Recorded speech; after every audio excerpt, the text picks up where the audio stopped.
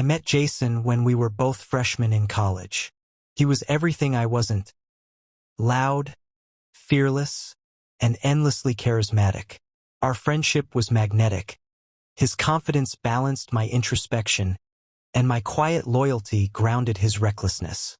Before long, I became a fixture in his life, spending countless weekends at his house, a sprawling property that exuded understated wealth.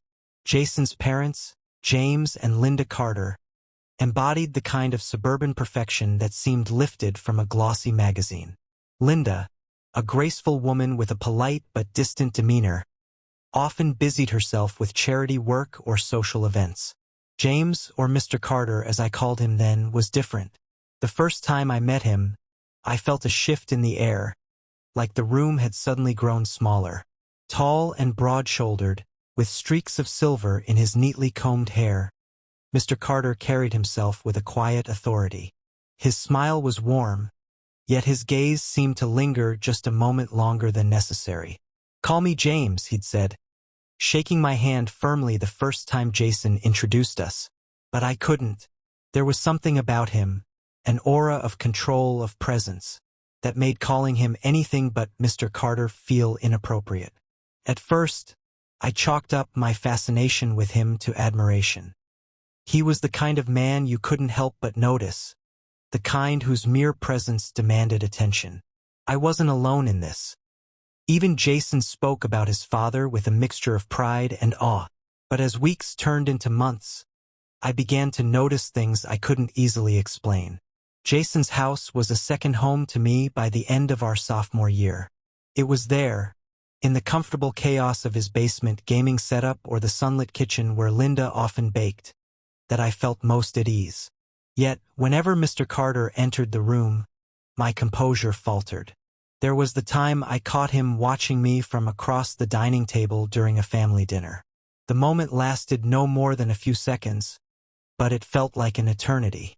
His gaze wasn't intrusive. It was contemplative, as though he were trying to unravel something about me. Then there were the small, almost imperceptible gestures. A hand brushing against mine as we passed dishes, a compliment delivered in a tone that felt too personal, or the way his voice softened when addressing me directly. None of these moments on their own would have seemed out of place. Together, they formed a pattern I couldn't ignore. The summer before our junior year, Jason invited me to spend a long weekend at their family's lake house. It was a tradition, he said, one I couldn't miss. The house was a stunning retreat, nestled among tall pines and overlooking a pristine lake that glittered in the sun. Jason, ever the social butterfly, had made plans to meet up with local friends. By the second evening, he'd convinced Linda to drop him off in town for a night out, leaving me alone at the house with Mr. Carter. "I hope you don't mind the quiet," Mr. Carter said as we stood on the deck, the lake stretching out before us in a shimmering expanse. "Not at all," I replied, though my pulse quickened at the thought of being alone with him. We sat outside as the sun dipped below the horizon, painting the sky in hues of orange and purple. Mr. Carter poured us each a glass of wine, the rich aroma mingling with the crisp evening air.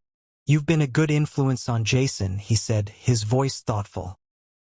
"He needs someone like you to keep him grounded." I laughed nervously, unsure of how to respond. "He's a good friend. I'm lucky to have him." He turned to look at me then, his expression unreadable. "And we're lucky to have you around. You've become part of the family." His words should have felt comforting, but the intensity of his gaze made them feel like something else entirely. Later that evening, I wandered into the kitchen to grab a glass of water. The house was eerily quiet, the kind of silence that amplifies every creak and shuffle. I nearly jumped when I turned and found Mr. Carter standing in the doorway. "Sorry, didn't mean to startle you," he said, a faint smile tugging at his lips. "It's okay," I replied, setting my glass down on the counter. He stepped closer, the soft glow of the kitchen light casting shadows across his face. "You don't have to be so nervous around me," he said quietly. "I'm not nervous," I lied, though the tremor in my voice betrayed me. For a moment, neither of us spoke. The air between us felt charged, the unspoken tension simmering just below the surface. Finally, he broke the silence. "Good night," he said, his voice low, almost tender. Then he turned and walked away, leaving me alone with a pounding heart and questions I wasn't ready to answer. By the time Jason returned the next morning, everything felt normal again, or at least it appeared that way. We laughed, joked, and spent the day on the lake as though nothing had happened. But beneath the surface, a quiet storm was brewing, one that I couldn't ignore. Looking back, I wonder if Jason ever noticed the shift in my demeanor. If he caught the way my gaze lingered on his father when I thought no one was looking, or the way I seemed distracted during our conversations. If he did, he never mentioned it. But I noticed, and so did Mr. Carter. As we packed up to leave the lake house that Sunday, he pulled me aside. "You're welcome here any time," he said, his hand resting briefly on my shoulder. "Thank you," I replied, the words feeling inadequate. His smile was faint, almost secretive. "Take care of yourself." The drive back to campus was uneventful, filled with Jason's chatter and the hum of the radio. But my mind was elsewhere, replaying every word, every glance, every fleeting touch. Something had changed, and I knew it was only the beginning. The weeks after the lake house visit passed in a haze. I buried myself in studies and outings with Jason, but the memory of that weekend clung to me like a shadow. I couldn't forget the way Mr. Carter had looked at me, the way his voice softened when we were alone. I told myself it was nothing, a harmless misinterpretation of an ordinary moment. But deep down, I knew better. Jason was oblivious. To him, everything was as it had always been, effortless. We spent most of our free time together, hanging out at his house or hitting up the local bar. I tried to lose myself in the familiar rhythm of our friendship, but the tension only grew. One evening, Jason invited me over for dinner. Linda was out of town on a business trip, so it was just the three of us, Jason, Mr. Carter, and me. The meal was pleasant, full of laughter and casual conversation, but I couldn't shake the feeling of being watched. After dinner, Jason suggested we play video games in the basement. We were halfway through a particularly heated match when his phone buzzed. "It's Sarah," he said, grinning. Sarah was his on-again, off-again girlfriend. "I'll be back in a bit." He disappeared upstairs, leaving me alone. I stayed where I was, unsure if I should wait or head home. The faint sound of footsteps interrupted my thoughts, and I turned to see Mr. Carter descending the stairs. "Jason leave you hanging?" he asked, his tone light but his eyes serious.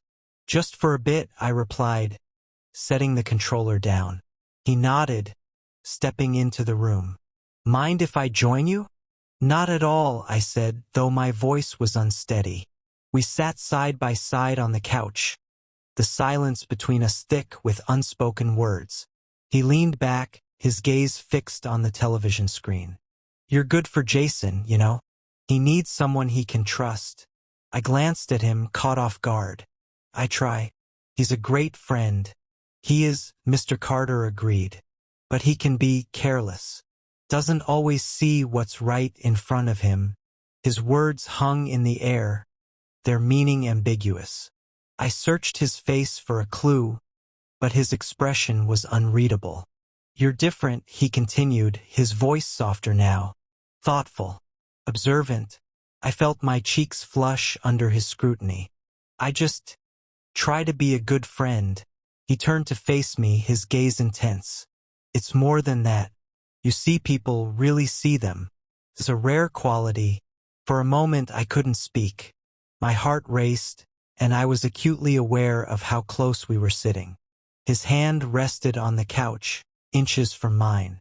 "Thank you," I managed, my voice barely above a whisper. The sound of Jason bounding down the stairs shattered the moment. I pulled back, my heart pounding as he plopped onto the couch between us. "Miss me?" he joked, oblivious to the charged silence he'd interrupted. I forced a laugh, grateful for the distraction. but the moment lingered in my mind long after I left their house that night.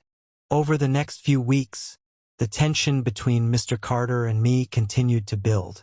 It was in the way he looked at me during dinner, in the brief moments we were alone, in the casual touches that felt anything but casual.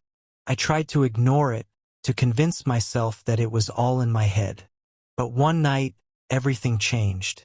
Jason had invited me over for another weekend stay, and as usual, I found myself spending more time with his family than with him. Linda was still away, and Jason was out with friends. I was sitting in the living room, scrolling through my phone, when Mr. Carter walked in. "Can I get you something to drink?" he asked, his voice warm. "Just water, thanks," I replied, setting my phone down. He returned a moment later, handing me a glass before sitting across from me. "You're quiet tonight," he observed. "Just tired," I said, though that wasn't entirely true. He studied me for a moment, then leaned forward, his elbows resting on his knees. "You don't have to be so guarded around me, you know." "I'm not," I said quickly, though the words felt hollow. His gaze didn't waver. "You are, and I understand why. But you don't have to be." Something in his tone, in the way he looked at me, broke through my defenses. "It's complicated," I admitted, my voice barely above a whisper.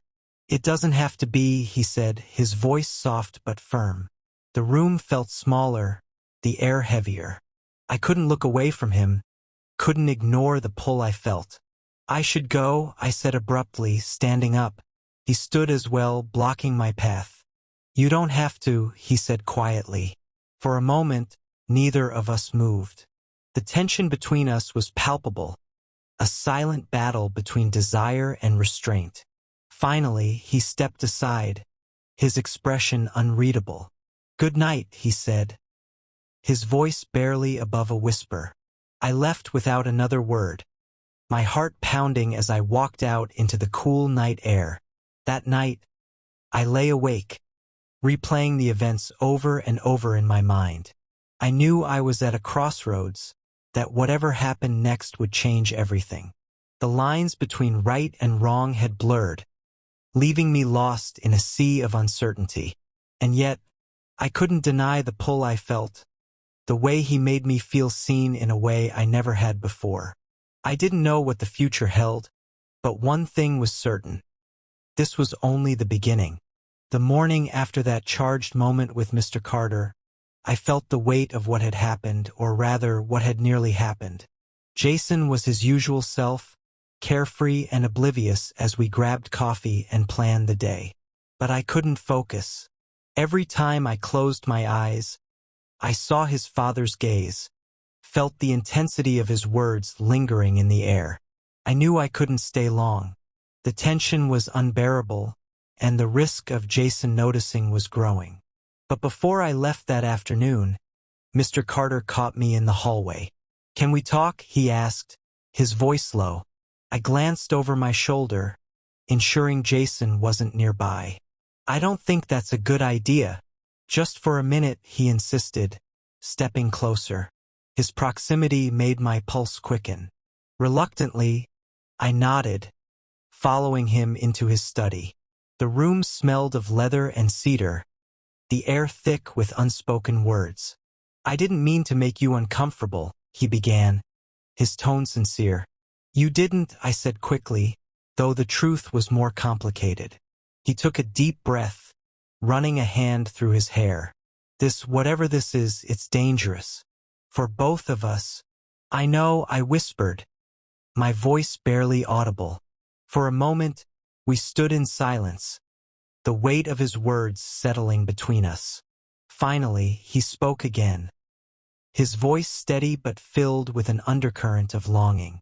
"Maybe it's best if you don't come around as often." The words stung, even though I knew he was right. I nodded, unable to meet his gaze. "I understand." Over the next few weeks, I tried to put distance between myself and Jason's family. I threw myself into schoolwork, avoided his invitations, and ignored the pang of guilt that accompanied every excuse I made.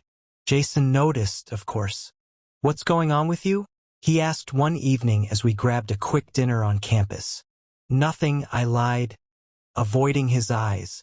"Don't give me that," he said, his tone uncharacteristically serious. "You've been weird lately. Is it something I did?"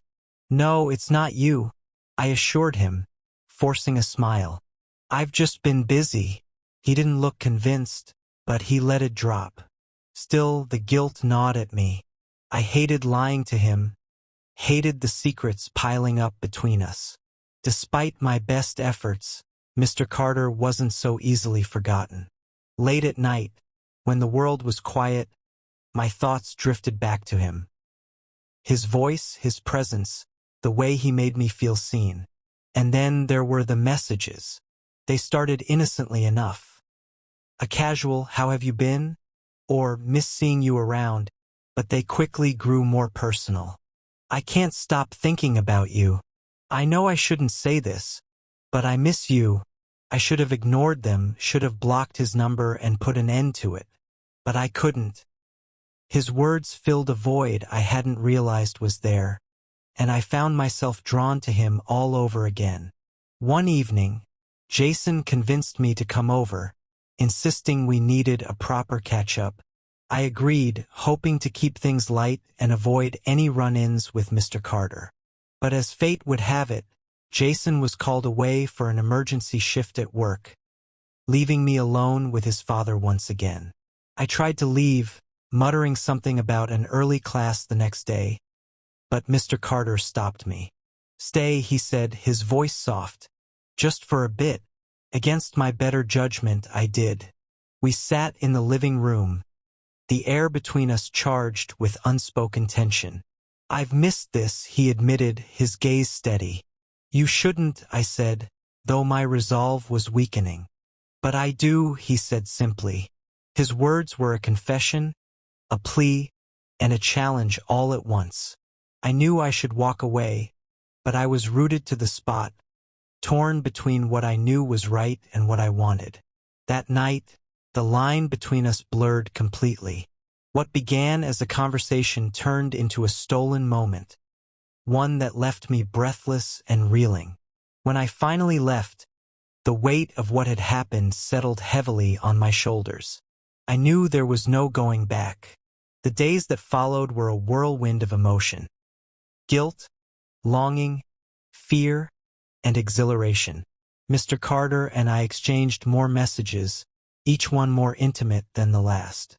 But the secrecy was suffocating, and the lies I told Jason began to pile up. Then came the breaking point. Jason and I were sitting in his room, playing a mindless game and laughing about something trivial, when he turned to me, his expression serious. "Is there something you're not telling me?" he asked, his tone devoid of its usual humor. "What do you mean?" I asked, feigning ignorance. "You've been distant, distracted, and Dad's been acting weird too. Is there something going on?" The question hung in the air, heavy and damning. My heart raced, and I struggled to find the right words. "No," I said finally, forcing myself to meet his gaze. "There's nothing going on." He studied me for a long moment, then nodded, though his expression remained skeptical. That night, I realized I couldn't keep living this double life. The guilt was consuming me, and the risk of Jason discovering the truth was too great. I sent Mr. Carter a message, telling him we needed to end whatever this was. "I understand," he replied, "but I'll never forget you." The simplicity of his words broke something in me, but I knew it was for the best. Over time, the distance between Jason and me grew. He never confronted me again, but our friendship was never quite the same. I stopped visiting his house, stopped answering Mr. Carter's messages, and tried to move on. But some nights, when the world is quiet, I still think about him. The man who saw me, who made me feel alive, and who ultimately left me broken. It's a story I carry with me, a reminder of the fine line between desire and destruction, between what is and what could have been. And though the chapter is closed, its echoes remain, a haunting melody that plays in the back of my mind.